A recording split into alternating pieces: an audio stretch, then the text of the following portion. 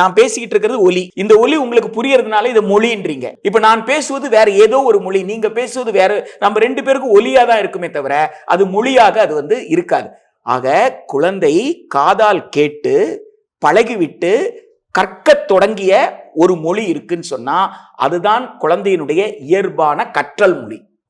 இத தாய்மொழின்னு சொல்றோம். சில நேரங்கள்ல தாய் பேசுற மொழியே அந்த குழந்தை வளர்ற சூழல்ல இருக்கக்கூடிய மற்றவர்கள் பேச மாட்டாங்க.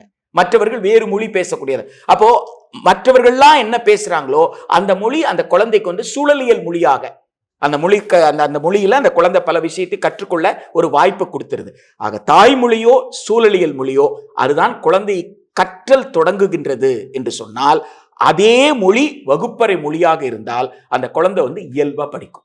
இதுதான் உலகம் முழுக்க நியதி. அது ஏதோ தமிழ்நாட்டுக்கு மட்டும் அப்படிலாம் ஒன்றும் கிடையாது. இங்க இருந்துதான் அந்த குரல்லாம் வருது அப்படிலாம் கிடையாது. உலகம் முழுக்க அதுதான். நீங்க ஜெர்மனிக்கு போனாலும் அதுதான், பின்லாண்டுக்கு போனாலும் அதுதான், சீனாக்கு போனாலும் எங்க போனாலும் குழந்தைக்கு இயல்பான மொழி எதுன்னா அது தாய்மொழி அல்லது சூழலியல் மொழி.